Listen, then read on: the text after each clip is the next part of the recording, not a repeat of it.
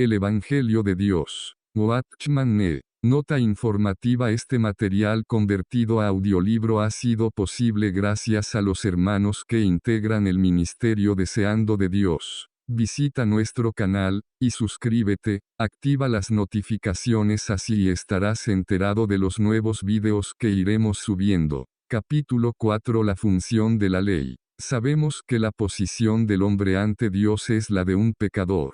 Ahora, veamos por qué Dios estableció la ley. Una vez que entendamos la ley, podremos entender la obra de Dios. Dios siempre ha conocido la condición del hombre, pero ¿conoce el hombre su propia condición? Puesto que el pecado se ha manifestado ante Dios, también debería sentirse en la conciencia del hombre. ¿Pero sabe la conciencia de la existencia del pecado? Lamentablemente, no. Por causa de que el hombre no está consciente del pecado, necesitamos la función de la ley. Esta noche estudiaremos este asunto. ¿Qué es la ley? La ley no es otra cosa que la demanda de Dios sobre el hombre, la cual requiere que el hombre obre para él. En Romanos, Efesios y Gálatas, el apóstol Pablo demuestra repetidas veces que el hombre es salvo por la gracia, y no por la ley. En otras palabras, el hombre es salvo porque Dios obra para el hombre, no porque el hombre obra para Dios. No es cuestión de ser alguien ante Dios ni de hacer algo para Dios, sino que es una cuestión de que Dios venga a nuestro medio para ser alguien y hacer algo para nosotros.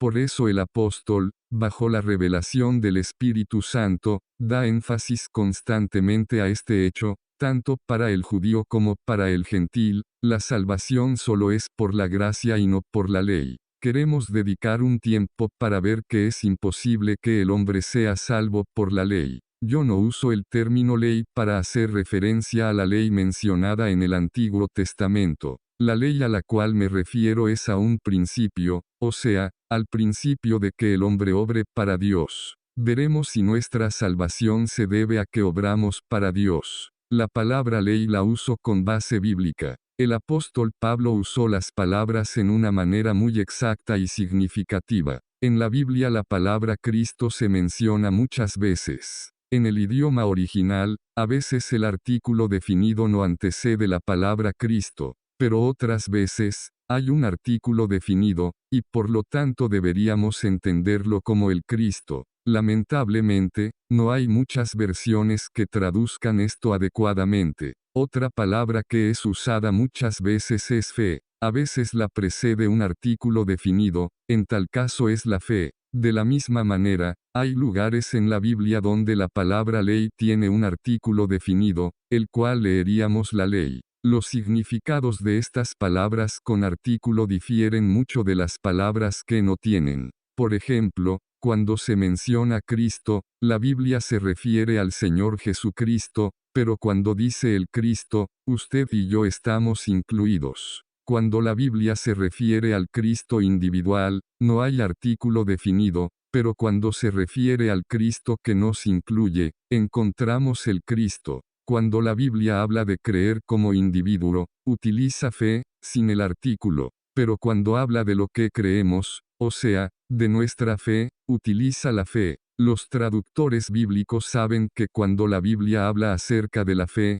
no se refiere a la acción individual de creer, sino en lo que creemos. Entonces, ¿qué es la ley? En la Biblia, la ley siempre se refiere a la ley mosaica, la ley del Antiguo Testamento. Pero si no hay un artículo definido delante de ley, se refiere a la demanda que Dios le impone al hombre. Por lo tanto, no nos olvidemos que ley en la Biblia no se refiere meramente a la ley dada a nosotros por Dios a través de Moisés. En muchos lugares de la Biblia, ley se refiere al principio que Dios nos aplica, o al principio de lo que Dios demanda de nosotros. La ley no solamente se refiere a la ley mosaica, la ley dada en el monte Sinaí, o a la ley del Antiguo Testamento. También se refiere a la condición para la comunión entre Dios y el hombre. La condición para la comunión entre Dios y el hombre es la demanda de Dios para con el hombre, lo que Dios quiere que el hombre haga para él,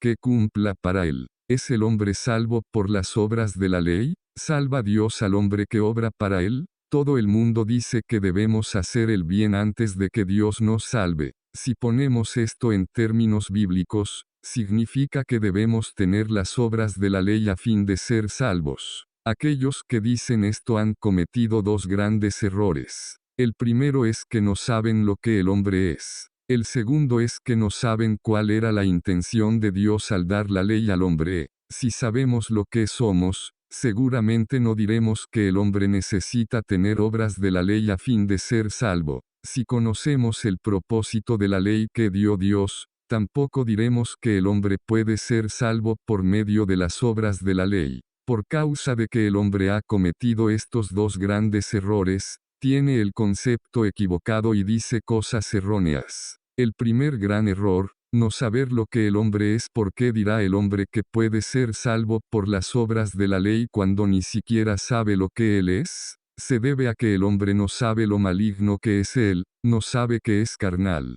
Ya que el hombre se ha hecho carnal, hay tres cosas en él que nunca cambian: su conducta, su lujuria y su voluntad. Por causa de que el hombre es carnal, todo lo que haga es pecaminoso y maligno. Al mismo tiempo, la lujuria dentro de él está tentándolo, provocándolo activamente a pecar todo el tiempo. Además, la voluntad y el deseo del hombre rechazan a Dios. Puesto que la conducta del hombre está en contra de Dios, su lujuria lo provoca a pecar y su voluntad se rebela contra Dios. De ninguna manera puede hacer las obras de la ley y ser obediente a Dios. Por lo tanto, es imposible que el hombre satisfaga las demandas de Dios por medio de la justicia de la ley. No solamente tenemos una conducta exterior, también tenemos la lujuria en nuestro cuerpo. No solamente tenemos la lujuria en nuestro cuerpo, también tenemos la voluntad en nuestra alma. Tal vez usted pueda tratar con su conducta,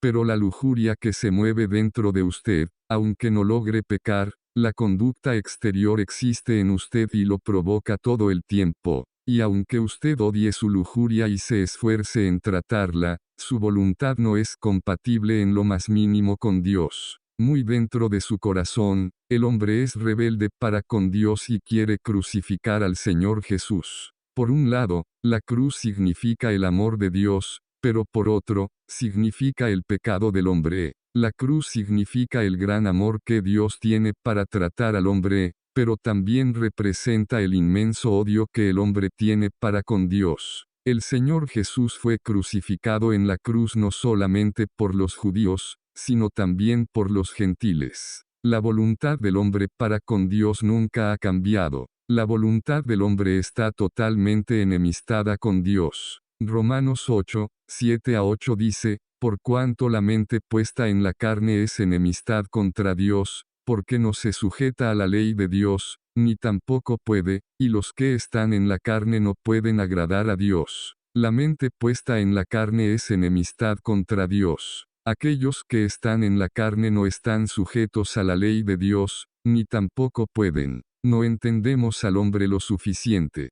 Todavía creemos que el hombre puede curarse y ser útil. Entonces, decimos que las obras de la ley aún pueden salvar al hombre, pero el hombre nunca se puede sujetar a la ley de Dios. Eso simplemente no está en nuestra naturaleza. En nuestra conducta no existe el poder de sujetarse a la ley, ni en nuestra naturaleza. No solo somos incapaces de sujetarnos a la ley, simplemente no estamos dispuestos. Ser incapaz de estar en sujeción corresponde a nuestra naturaleza y nuestra lujuria. No estar dispuesto a estar en sujeción corresponde a nuestra voluntad. Básicamente, el hombre no está sujeto a Dios en su voluntad. Por lo tanto, la ley no manifiesta otra cosa que la debilidad, la impureza y la pecaminosidad del hombre. No manifiesta la justicia del hombre. Si alguien dice que una persona puede tener vida y ser justificada por las obras de la ley,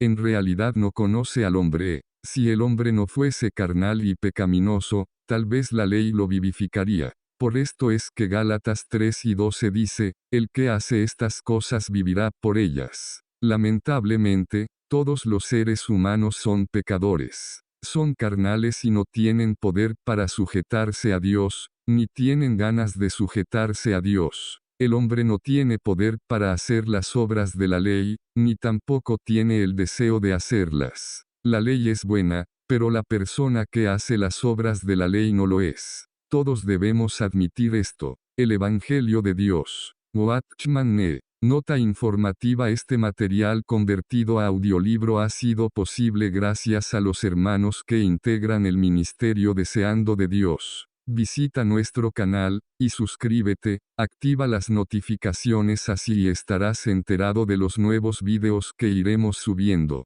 El segundo gran error, no conocer la intención que tuvo Dios al dar la ley. El hombre cree que puede ser salvo por las obras de la ley porque nunca ha leído la Biblia ni ha visto la luz o la revelación divina. Nunca ha entendido el deseo y la intención de Dios. Nunca ha entendido la manera de ser salvo. Si usted quiere saber si puede ser salvo o no por las obras de la ley, primero tiene que preguntar por qué Dios dio la ley. Solo después de descubrir qué propósito tenía Dios al dar la ley, usted sabrá si puede ser salvo por las obras de la ley. Aquí tengo un púlpito. Si yo les pregunto qué es esto, algunos dirán que es una silla alta. Una niña dirá que es una cama que carece de 2 patas. Otro dirá que es un aparador porque tiene cajones. Si le preguntara a un hermano, él diría que es un estante, porque se pueden poner libros. Si le preguntara a 10 personas,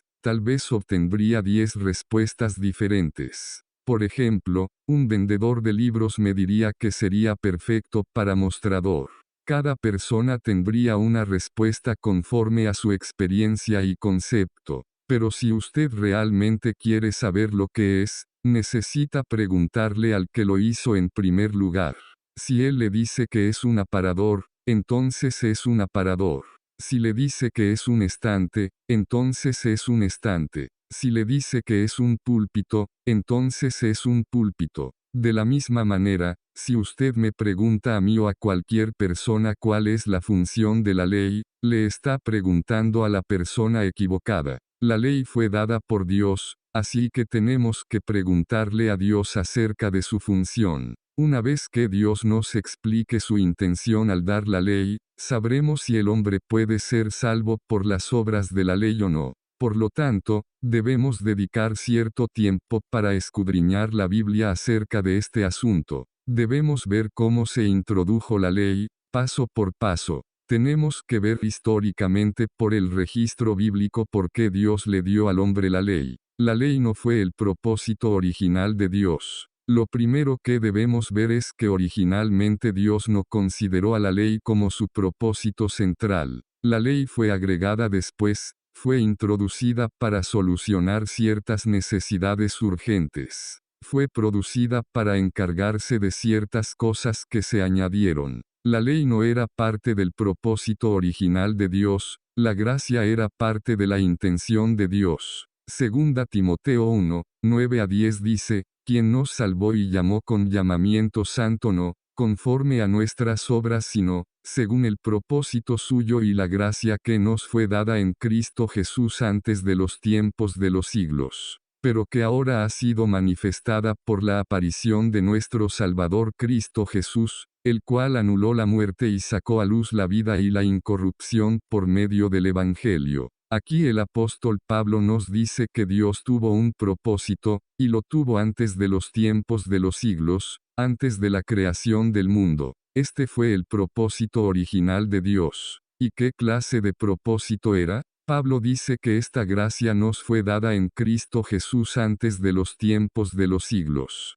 Antes de que el hombre hubiera pecado, e incluso antes de la creación del mundo, Dios ya había decidido darnos su gracia por medio de Cristo Jesús. Por lo tanto, la gracia fue el propósito original de Dios. Fue algo que Dios planeó desde el mismo comienzo. ¿Por qué Dios quiso darnos gracia? Pablo dice que Dios nos llamó con llamamiento santo, no conforme a nuestras obras, sino según el propósito suyo y la gracia. La voluntad de Dios consiste en dispensar su gracia, y esta gracia nos salva. Él nos salvó y nos llamó con llamamiento santo para que disfrutemos su gloria. Esto es lo que hace la gracia de Dios. Él quería salvarnos y llamarnos con llamamiento santo según su propósito, conforme a lo que planea hacer. Aquí Pablo era muy cuidadoso, él agregó una frase para mostrarnos si la ley concuerda con el propósito de Dios. Él dice, no conforme a nuestras obras. Dios no nos salva conforme a lo que podemos hacer para Él, no depende de cuánta responsabilidad podamos cargar ante Él. Más bien, es Dios que viene para lograr algo para nosotros, y es Dios el que nos da su gracia. Esta gracia siempre estaba relacionada a su plan. Así que recordemos que antes de los tiempos de los siglos, el concepto de Dios era la gracia, no las obras, ni la ley. Pablo prosigue diciendo, que nos fue dada en Cristo Jesús antes de los tiempos de los siglos, pero que ahora ha sido manifestada por la aparición de nuestro Salvador Cristo Jesús. Esta gracia no había sido manifestada anteriormente. Por lo tanto, aunque ustedes vean que esta gracia había sido planeada hace mucho tiempo, no fue sino hasta que el Señor Jesús vino que supimos lo que era gracia.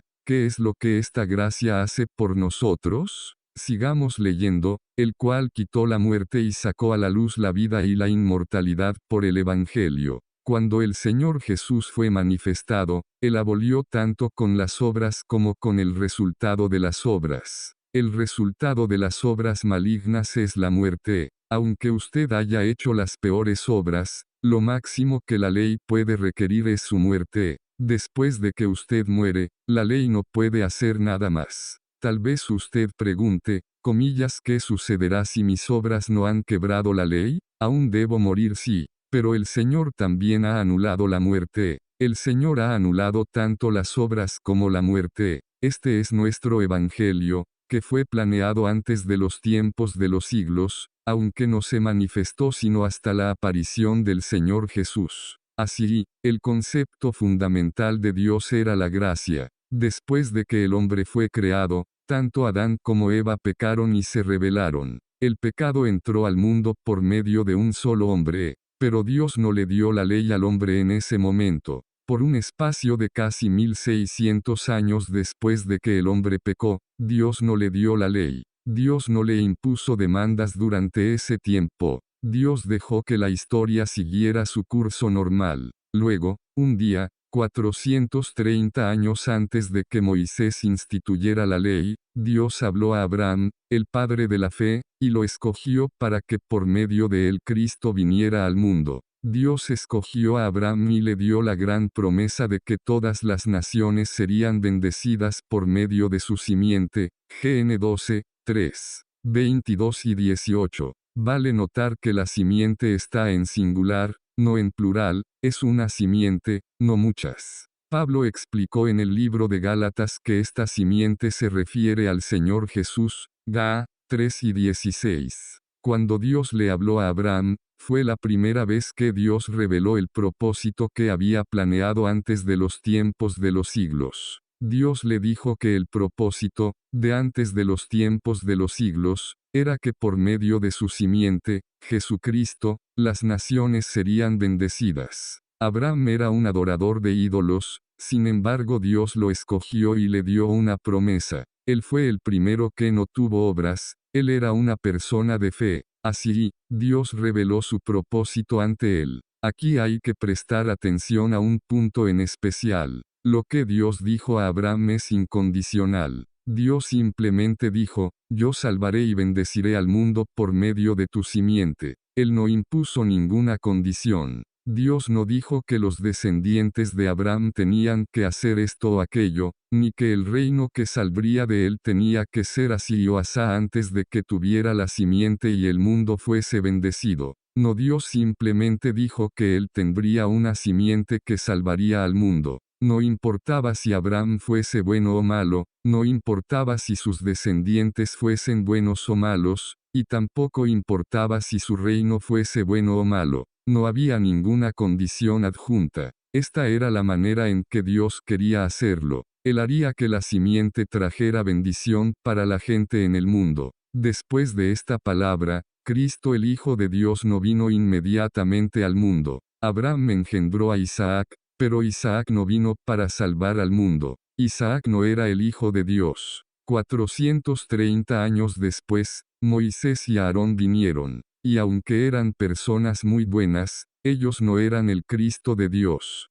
Por medio de la revelación de Dios, Pablo nos señaló que la simiente de Abraham no se refiere a muchas simientes, sino a una sola, que no vino sino hasta 2000 años después. Hay una razón muy importante por la que la simiente no vino antes. Es verdad que Dios quiere hacer cosas para el hombre, que Dios le quiere dar gracia al hombre. No obstante, ¿dejará el hombre que Dios lo haga? Dios ve que no estamos bien, y por lo tanto quiere ayudarnos, pero tal vez creamos que somos muy capaces. Somos malignos, pero tal vez nos consideremos buenos. Estamos sucios, pero tal vez nos consideremos limpios. Somos débiles, pero tal vez nos consideremos fuertes en todo. Somos inútiles, pero tal vez nos consideremos útiles. Los seres humanos somos pecadores y totalmente incapaces, pero tal vez nos consideremos buenos y capaces. El propósito de Dios desde antes de los tiempos de los siglos era dar gracia, y en el tiempo le dijo a Abraham que él le daría la gracia al hombre,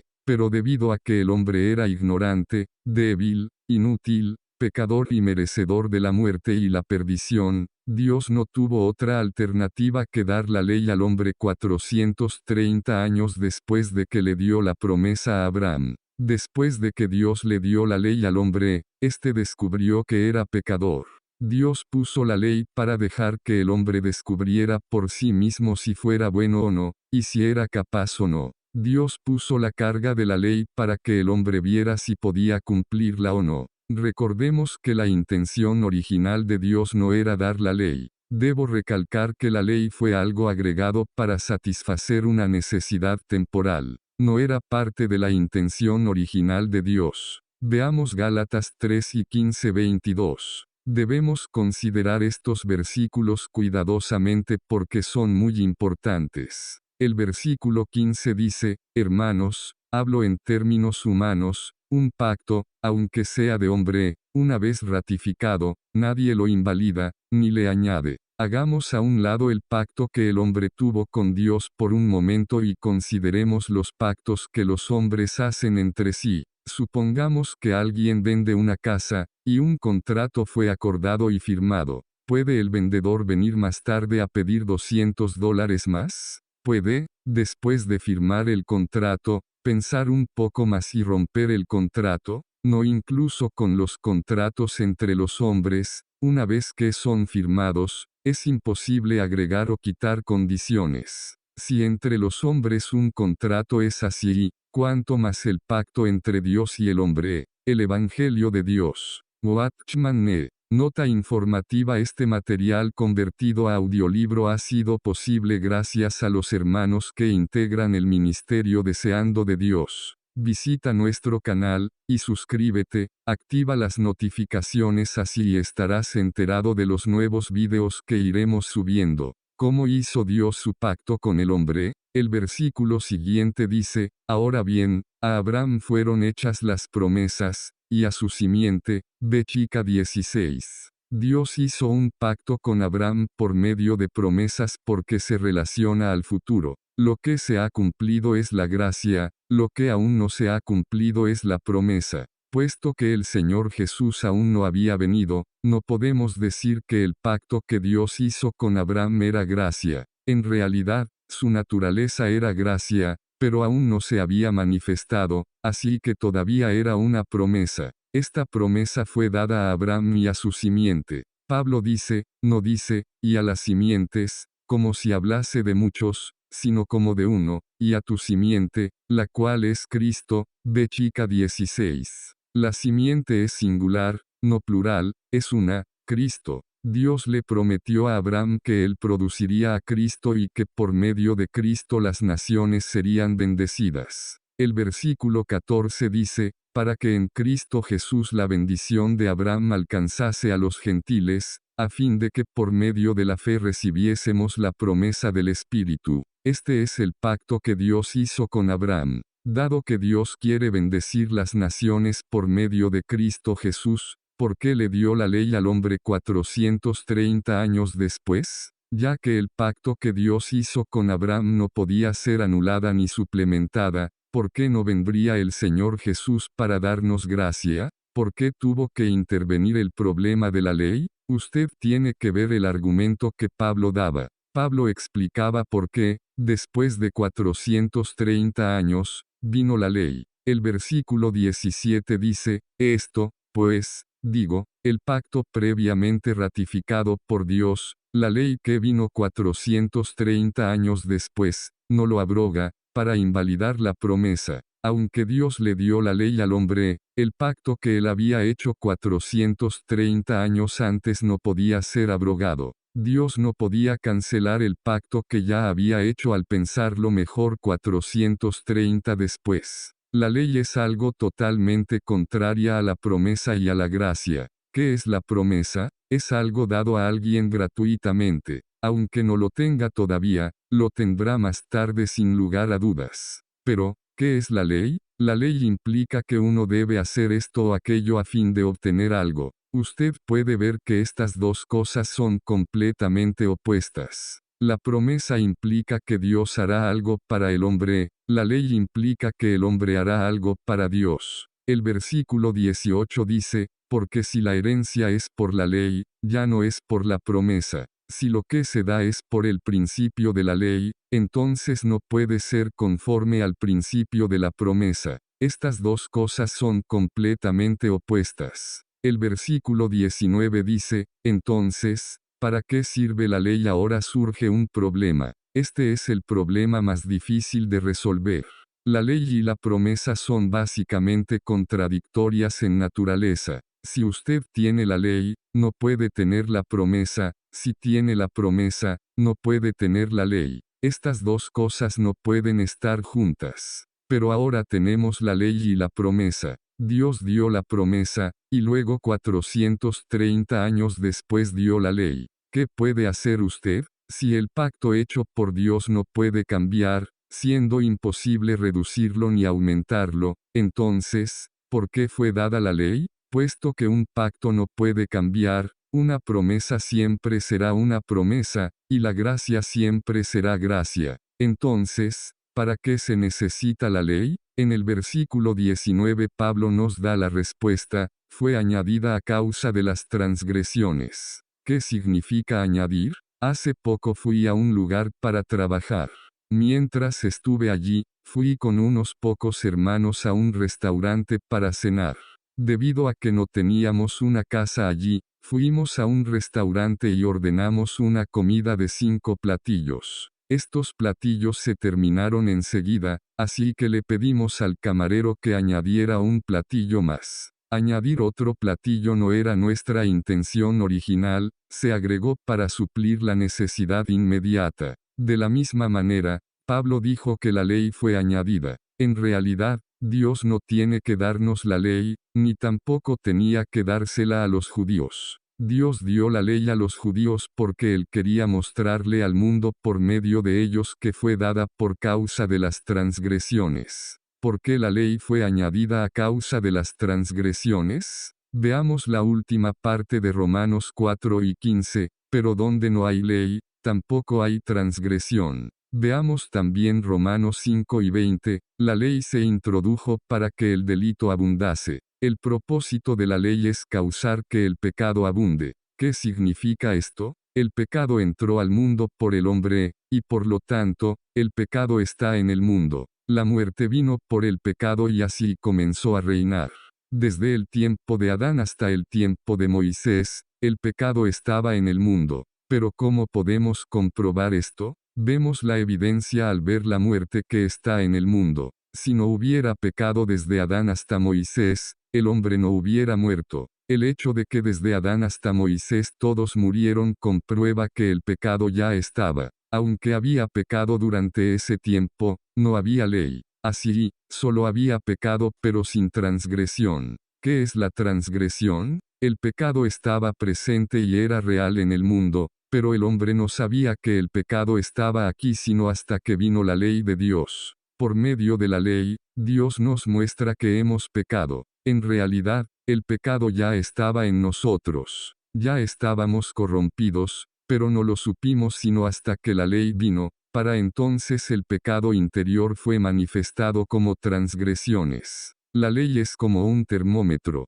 Una persona puede estar enferma, con fiebre, pero si usted le dice, tu cutis no se ve muy bien, tienes temperatura, él tal vez no le crea. Lo único que usted tiene que hacer es tomar el termómetro y ponérselo en la boca. Después de 2 minutos le puede mostrar en forma definitiva que tiene temperatura. Nosotros ya teníamos pecado, ya teníamos temperatura, pero no lo sabíamos. Así que Dios nos dio una regla. Aunque la ley no sea una regla perfecta, es una regla suficientemente elevada. Dios usa la ley para medirnos. Por ella vemos que hemos transgredido. Una vez que vemos que hemos transgredido la ley, sabemos que hemos pecado. El pecado ya estaba en el hombre, pero sin transgresiones, él nunca habría confesado que tenía pecado. Solo después de que transgredió, confesaría que realmente tenía pecado. Cuando leo la Biblia, me maravillo con las palabras que el apóstol usó. En estos versículos él no usó la palabra pecado, más bien,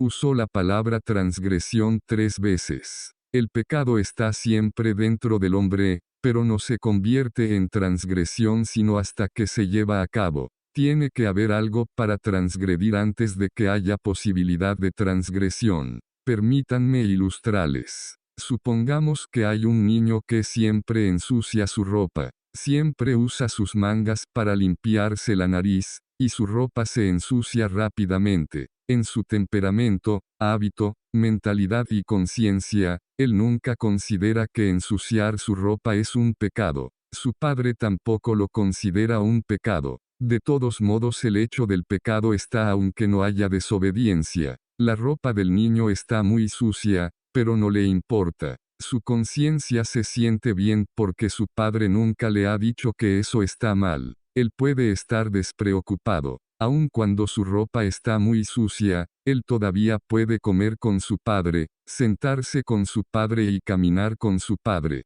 Para él, todo está bien. En otras palabras, él no ha transgredido. Pero un día su padre le dice que ya no puede ensuciar su ropa, y que si lo hace otra vez, le dará un azote. Si el niño estuvo haciendo esto habitualmente, el hablar de su padre manifestará sus pecados. Originalmente solo tenía pecado, y no desobediencia. Pero una vez que el niño desobedece, hay transgresión. De la misma manera, solo cuando hay ley hay transgresión. Cuando la ley le dice que haga esto o aquello, la transgresión será manifestada. Originalmente este niño podía venir a su padre en rectitud y sin temor.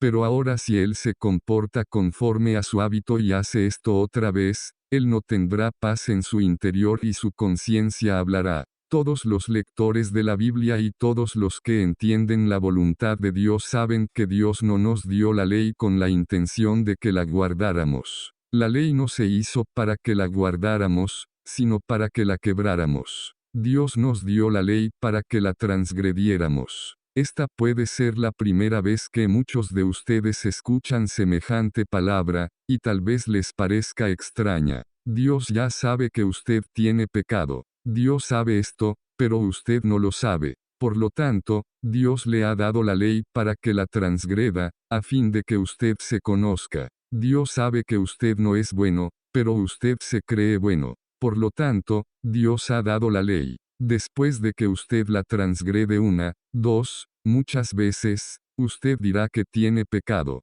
La salvación no vendrá a usted sino hasta entonces. Solo cuando usted admite que no puede seguir adelante, que es imposible continuar conduciéndose en tal manera, estará dispuesto a recibir al Señor Jesús como su Salvador. Solo entonces estará usted dispuesto a recibir la gracia de Dios. Ya hemos visto que a fin de recibir gracia uno necesita humillarse. Somos pecadores, y hemos cometido pecados. ¿Qué es lo que nos hace humillar? La ley. Los seres humanos son orgullosos. Todos los seres humanos creen que son fuertes y se consideran buenos. Pero Dios nos dio la ley, y una vez que vemos la ley, tenemos que humillarnos y confesar que realmente no somos buenos en lo más mínimo. Esto es lo que Pablo daba a entender cuando dijo que antes de haber leído en la ley que no debemos codiciar, Él no sabía lo que era codiciar. Sin embargo, cuando vio la ley, se dio cuenta de que había codicia en él. Ro 7:8. Esto no significa que antes de que Pablo viera la ley no había codicia en él. Ya había codicia en él desde mucho antes. Él siempre había codiciado, pero no se daba cuenta de que era codicia. No fue sino hasta que la ley se lo dijo que se dio cuenta. Por lo tanto, la ley no nos hace cometer cosas que no hemos hecho antes, la ley solo expone lo que ya está en nosotros. Por eso digo que Dios le dio al hombre la ley no para que la guardara, sino para que la quebrara. Tampoco la ley le da al hombre la oportunidad de transgredir, más bien, la ley le muestra al hombre que él transgredirá. La ley le permite al hombre ver lo que Dios ya ha visto. Romanos 7 explica este asunto muy claramente. Veamos este capítulo, empezando desde los versículos 7 y 8, comillas, ¿qué diremos pues? ¿La ley es pecado? De ninguna manera. Pero yo no conocí el pecado sino por la ley, porque tampoco conociera la codicia, si la ley no dijera, no codiciarás. Mas el pecado, tomando ocasión por el mandamiento, produjo en mí toda codicia, porque sin la ley el pecado está muerto. Sin la ley, no siento que codiciar es pecado, aunque haya codicia en mí. Así, la codicia en mí está muerta, o sea, no soy consciente de ella. Sin embargo, después de que la ley viene, resuelvo no codiciar más. Sin embargo, todavía codicio, y el pecado revive. El versículo 9 dice, y yo sin la ley vivía en un tiempo, pero venido el mandamiento, el pecado revivió y yo morí. Amigos míos, recuerden que Dios les dio la ley solo por una razón, para mostrarles que ustedes siempre han estado llenos de pecado. Debido a que no han visto su propio pecado, actuaron orgullosamente. La ley vino para ponerlo a prueba. Usted puede decir que no codicia. Sin embargo, si usted trata de no codiciar, ¿cuál será el resultado final? Cuanto más se esfuerza, más débil se hace y más codicioso será. Usted se propone a no codiciar, pero en el momento que se propone esto, se encontrará codiciando todo. Usted codicia hoy, y codiciará mañana, usted codicia en todas direcciones. Ahora el pecado está vivo, la ley está viva, y usted está muerto. Originalmente el pecado estaba muerto y usted estaba bien, pero ahora que la ley ha venido no puede evitar codiciar. Cuanto más trata de no codiciar, más codicioso se hace. El problema es que el ser del hombre es carnal, y debido a que el hombre es carnal, su voluntad es débil, su conducta es rebelde, y sus deseos son sucios. El versículo 10 dice, y hallé que el mismo mandamiento que era para vida, a mí me resultó para muerte. Si el hombre puede realmente guardar la ley, él vivirá, pero no puede, entonces muere. El versículo 11 dice, porque el pecado, tomando ocasión por el mandamiento, me engañó, y por él me mató. Si la ley no me hubiera dicho que hiciera esto o aquello, el pecado estaría tranquilo en mí y no estaría tan activo. Pero desde que la ley vino y me dijo que no debería codiciar, el pecado, por medio del mandamiento me ha tentado y ha puesto este asunto de codicia en mi mente. La ley me dice que no debería codiciar, y me propongo a no codiciar, pero en vez de no codiciar, codicio aún más. Por un tiempo sentí que estuve mintiendo. No mentí deliberadamente, pero a veces sin intención decía demasiado o muy poco acerca de algo. Cuando me di cuenta de esto, resolví desde aquel momento que mi sí sería sí y mi no sería no. Sin importar a quién le hablara, resolví hablar adecuadamente. Antes de resolver esto, en realidad no mentí mucho, pero después de que tomé la decisión, se me hizo muy fácil mentir.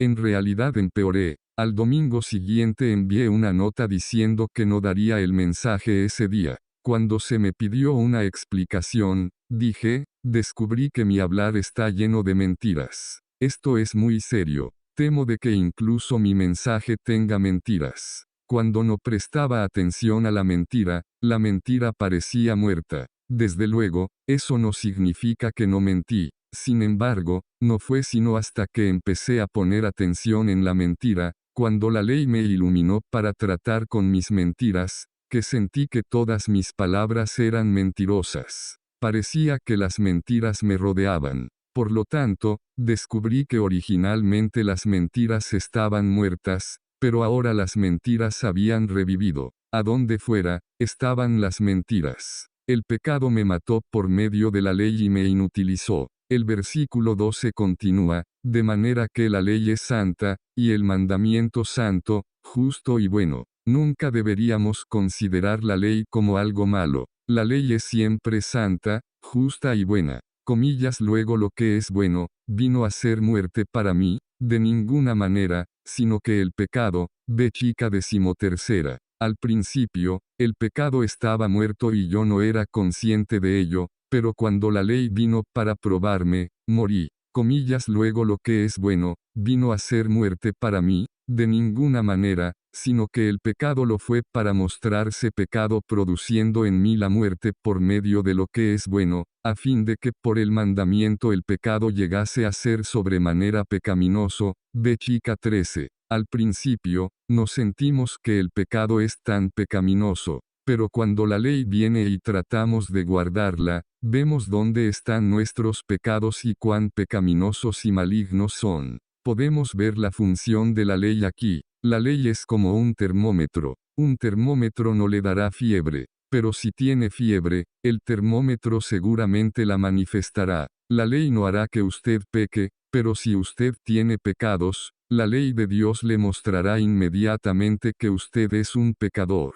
Originalmente, usted no sabía que era un pecador, pero ahora lo sabe. La ley vino para juzgar los pecados del hombre. La ley fue establecida porque el hombre tiene pecado. Nunca vemos a Dios guardando la ley simplemente porque es imposible que Dios transgreda la ley. Así, no hay ley sobre él. Dios nunca le dijo al Señor Jesús que amara al Señor su Dios con todo su corazón, con toda su alma, con toda su fuerza y con toda su voluntad, y que amará a su prójimo como a sí mismo. El Señor Jesús simplemente no lo necesitaba. Espontáneamente él ama al Señor su Dios con todo su corazón, con toda su alma, con toda su fuerza y con toda su voluntad. Él espontáneamente ama al prójimo como a sí mismo, y aún más que a sí mismo. Por lo tanto, la ley es inútil para él. Dios no le dijo a Adán que no codiciara ni robara. ¿Por qué necesitaría Adán codiciar? ¿Por qué necesitaría Adán robar? Dios ya le había dado todo lo que había sobre la tierra. Los 10 mandamientos no fueron dados a Adán, porque él no los necesitaba. Más bien, la ley fue dada especialmente a los israelitas porque mostraba al hombre carnal su condición interior y su pecado interno. Si un chino no robara nunca, no habría necesidad de que en la ley china existiera una cláusula acerca del robo. Debido a que el hombre roba, hay una cláusula en la ley que dice que nadie debe robar. Así, la ley existe por causa del pecado. Cuando el hombre pecó, la ley se introdujo. Ahora volvamos a Gálatas 3 y continuemos con el versículo 19. Entonces, ¿para qué sirve la ley? Fue añadida a causa de las transgresiones. Ahora entendemos claramente. Antes de los tiempos de los siglos Dios se propuso dar gracia al hombre. Luego le dio una promesa a Abraham. En la eternidad era meramente su propósito. Con Abraham, fue algo hablado, él trataría con el hombre en gracia. Entonces, ¿para qué Dios le dio la ley al hombre 430 años después de eso? Fue añadida a causa de las transgresiones. A fin de que los pecados del hombre se convirtieran en transgresiones, la ley fue dada al hombre. De esta manera, el hombre se dio cuenta de que tenía pecado y esperaría hasta que viniese la simiente a quien fue hecha la promesa. B chica 19. No fue sino hasta que todo el mundo vio que eran pecadores y que estaban desahuciados, que estaban dispuestos a recibir al Señor Jesucristo el cual Dios prometió. Aun si Dios hubiese dado la salvación más temprano, el hombre no lo habría tomado. El hombre no quiere la gracia de Dios, pero debido a que el hombre tiene transgresiones y está desahuciado, posiblemente reciba la gracia de Dios. El versículo 19 termina de la siguiente manera, y fue ordenada por medio de ángeles en mano de un mediador. Esta parte se refiere a la ley mencionada anteriormente. No solo la ley fue añadida a causa de las transgresiones, sino que también fue ordenada por un mediador.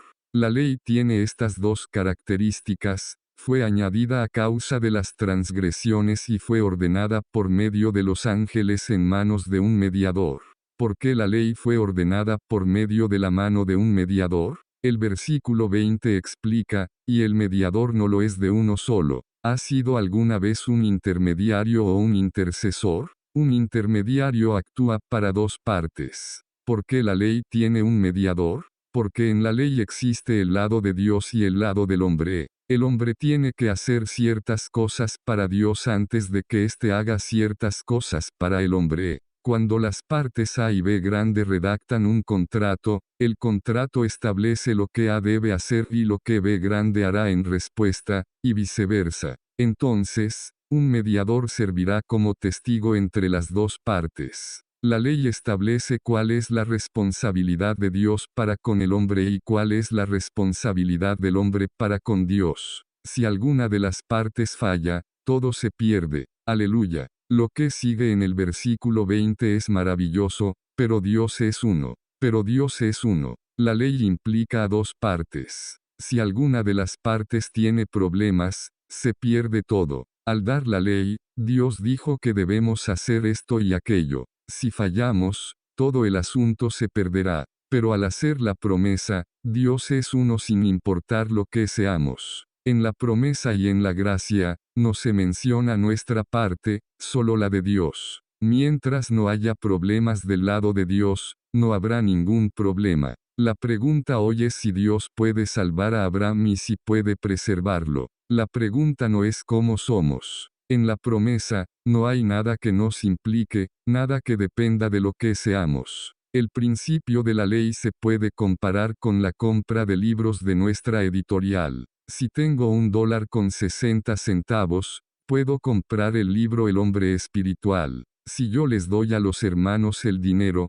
ellos me darán el libro. Si ellos tienen el libro pero yo no tengo el dinero, la transacción no se hará. Tampoco se hará la transacción si sucede que yo tengo el dinero pero ellos no tienen el libro. Si una parte tiene problemas, el negocio no se hace. Por lo tanto, la ley tiene dos lados. Si una parte falla, se pierde todo el asunto. Pero, ¿qué acerca de la promesa? La promesa es como nuestra revista El Cristiano: uno no tiene que pagar por ella porque es gratis. Ahora, la ley dice: si usted hace algo para mí, yo haré algo para usted en pago. Si usted hace ciertas cosas, usted recibirá algo en pago. Si no las puede hacer, no obtendrá nada. Así que, la ley tiene dos lados. Al hacer una promesa, Dios nos da la gracia sin importar si hacemos el bien o no. No tiene nada que ver con nosotros, lo que somos no es problema. Gracias a Dios que la promesa tiene solo un lado. Lo único que se necesita es un lado. El versículo 21 dice, comillas, luego la ley es contraria a las promesas de Dios. De ninguna manera aquellos que tienen poco conocimiento dirán que la ley contradice a la gracia. Está bien decir que la ley y la promesa son dos cosas completamente diferentes, pero entre ellas no hay ninguna contradicción. La ley es meramente el sirviente de la promesa. Es algo usado e insertado por Dios. La ley y la promesa pueden parecer contradictorias en naturaleza, pero en las manos de Dios no son contradictorias en ningún sentido. La ley fue usada por Dios para llevar a cabo su propósito. Sin la ley, la promesa de Dios no se habría cumplido. Por favor, recuerden que Dios usa la ley para cumplir con su meta. Por consiguiente, la ley y la promesa no se contradicen entre sí en nada. Pablo concluye de la siguiente manera: porque si se hubiese dado una ley que pudiera vivificar, la justicia habría sido verdaderamente por la ley. B. Chica 21. Si un hombre pudo obtener justicia por la ley, él podría tener vida por medio de la ley. Sin embargo, el hombre no puede hacer esto. Por lo tanto, la Escritura lo encerró todo bajo pecado. B. Chica 22. ¿Qué utilizó Dios para encerrarnos a todos? Él usó la ley. Cualquiera que es encerrado por la ley debe admitir que es un pecador. Dios encierra todo bajo pecado para que la promesa que es por la fe en Jesucristo fuese dada a los que creen. B chica 22b grande. Aleluya. La ley de Dios es algo que Él usa para salvarnos. No es algo que Dios use para condenarnos. La ley es algo usado por Dios. Esta noche todos nosotros aquí hemos sido encerrados. Cada uno de nosotros es un pecador. Dios ha usado la ley para mostrarnos que somos pecadores para así poder salvarnos. El Evangelio de Dios. Watchman Nota informativa. Este material convertido a audiolibro ha sido posible gracias a los hermanos que integran el Ministerio Deseando de Dios. Visita nuestro canal, y suscríbete, activa las notificaciones así estarás enterado de los nuevos videos que iremos subiendo.